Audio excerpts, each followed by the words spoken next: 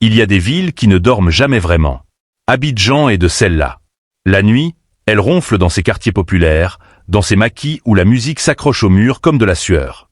Le matin, elle rugit, klaxons, vendeurs ambulants, odeurs de beignets frits et de gaz d'échappement mélangés dans l'air lourd de la lagune. C'est une ville qui avance, qui pousse, qui écrase parfois ceux qui hésitent trop longtemps sur le chemin. C'est dans cette ville-là que Kamé Azant a grandi. Fils unique d'un professeur de mathématiques et d'une couturière de Trècheville, il avait appris deux choses très tôt, que les chiffres ne mentent jamais, et que la dignité d'un homme ne se mesure pas au bruit qu'il fait, mais à la solidité de ce qu'il construit. Fondu sur image, une photo en noir et blanc. Un jeune garçon en uniforme bleu marine, cartable sur le dos, souriant devant une école aux murs écaillés. Les yeux pétillants. Quelque chose d'intact dans ce regard. Kamé avait ce sourire-là. Ce sourire qui dit « Je sais où je vais ». Il avait gravi les échelons avec la lenteur patiente de ceux qui construisent pour durer. Le baccalauréat décroché avec mention. La licence en gestion obtenue en travaillant les nuits comme agent de sécurité pour payer ses frais. Puis ce matin de janvier, il s'en souvient comme si c'était hier, où la Banque postale de Côte d'Ivoire lui avait tendu un contrat à durée indéterminée. Responsable de portefeuille client. Classe moyenne. Fiat. Sa mère avait pleuré ce jour-là. Son père avait simplement posé sa main sur son épaule, sans un mot. Chez les Azantes, les larmes et le silence valaient mieux que tous les discours. Appartement moderne de la Riviera. Lumière du matin qui filtre à travers des rideaux beiges. Une cuisine propre. Des jouets d'enfants éparpillés sur le carrelage. L'odeur du café chaud. La vie de Kamé ressemblait à ce qu'il avait toujours rêvé, vu de l'extérieur. Il avait épousé Aya Kwame 6 ans plus tôt, lors d'une cérémonie traditionnelle à Grand-Bassam, sous les filaos qui bruissaient face à l'océan. Aya était belle comme une promesse. Comptable dans une entreprise de logistique, elle avait ce caractère bien trempé que les familles ivoiriennes appellent « femme qui sait ce qu'elle veut ». À l'époque, c'était une qualité. À l'époque, Kamé trouvait ça admirable. Ensemble, ils avaient construit quelque chose qui ressemblait à un foyer. 2 salaires, un appartement en location dans un quartier correct, et puis Aminata, leur petite fille, arrivée comme un soleil un matin de mars, toute ronde et bruyante, avec déjà le caractère de sa mère et les yeux doux de son père. Mais les maisons les plus solides peuvent trembler sur leurs fondations sans que personne ne le voie venir. Son, le bourdonnement d'un ventilateur. Le babillage d'un nourrisson. Puis une voix de femme, nette, froide, comme une lame qu'on sort du fourreau. Kamé, n'oublie pas que ma tenue doit être impeccable pour la réunion ce matin. Ce matin-là commençait comme les autres. Comme tous les matins depuis que la restructuration avait tout changé. Il y a 19 mois, un vendredi après-midi ordinaire, le directeur des ressources humaines avait convoqué Kamé dans son bureau. L'homme avait une enveloppe Kraft posée devant lui. Il n'avait pas levé les yeux tout de suite. Mauvais signe. Les gens qui vous regardent vous disent la vérité. Ceux qui regardent leurs papiers vous lisent un verdict. Réduction des effectifs. Nous vous remercions pour vos années de service. 5 ans. 5 ans de loyauté. Réduit à une formule administrative dans une enveloppe Kraft. Kamé était sorti du bâtiment dans l'air brûlant d'Abidjan, sans vraiment savoir comment ses pieds le portaient.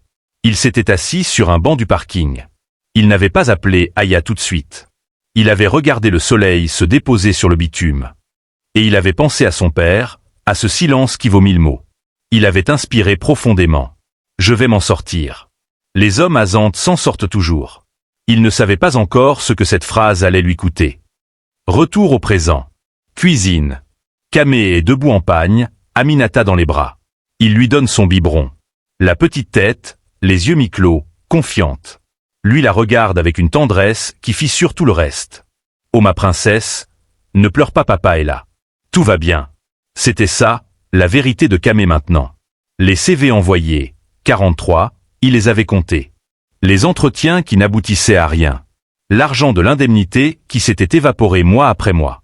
Et Aya qui avait, progressivement, changé de registre. D'abord la sollicitude, sincère. Puis l'impatience, compréhensible. Puis quelque chose d'autre, quelque chose de plus dur, de plus tranchant. Quelque chose qui n'avait plus de nom tendre.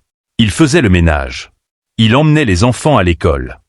Et chaque soir, quand Aya rentrait avec ses talons qui claquaient sur le carrelage, il sentait son propre espace rétrécir d'un centimètre supplémentaire.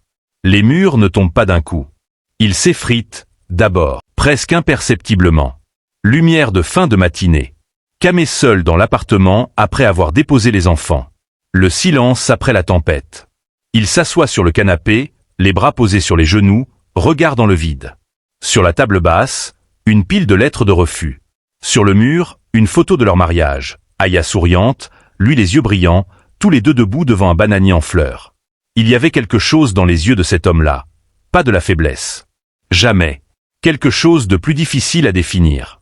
La patience de celui qui n'a pas encore trouvé la bonne porte, mais qui sait qu'elle existe. La retenue de celui qui a décidé, pour sa fille, de tenir encore un peu. Et peut-être aussi, quelque chose qu'il n'osait pas encore nommer, la fatigue de celui qui réalise qu'il est en train de devenir invisible dans sa propre maison. Un coup de sonnette. Wame se leve. Son, 3 coups secs contre une porte. Kamé ouvre. Sur le seuil, un homme grand, élégant, costume sombre, mallette à la main. Un sourire large. Des dents blanches. Le regard de quelqu'un qui a voyagé loin et bien. Salut le vieux. Ça fait longtemps. Jean-Philippe Brou. Ami d'enfance. Parti aux États-Unis il y a 7 ans pour faire un MBA dans une université de Boston. Le genre d'homme dont on parle dans les familles comme d'une réussite que les autres devraient imiter. Kamé le regarda une seconde. Et pour la première fois depuis des mois, quelque chose dans sa poitrine se dénoua légèrement. JP, entre mon frère. C'est une belle surprise. Les deux hommes s'étreignent. Authentique. Chaud. La poignée de main qui dit « Je te connais vraiment, pas juste de loin ». Ils s'assirent. Jean-Philippe observa l'appartement sans commentaire. Il vit la pile de lettres. Les yeux légèrement creusés de son ami. Et il ne dit rien tout de suite, parce que les vrais amis savent quand écouter avant de parler. Tu as l'air maigri, quoi? Tout va bien? On gear. Un peu. Un silence. Dehors, un vendeur de mangue criait dans la rue. Le ventilateur tournait. Aminata dormait dans sa chambre. Et dans ce silence entre deux hommes, dans cet appartement où l'air portait encore l'odeur du plat de midi et de quelque chose d'autre. Quelque chose comme la rancœur, ou l'attente, quelque chose allait changer. Kamé ne le savait pas encore. Mais cette visite allait tout basculer. La caméra s'attarde sur le visage de Kamé. Ce regard. Cette mâchoire serrée. Cet homme qui tient encore. Fondu au noir. Et dans le noir, une question flotte, grave, suspendue, comme la fumée au-dessus d'un feu de camp. Jusqu'où un homme peut-il être plié avant?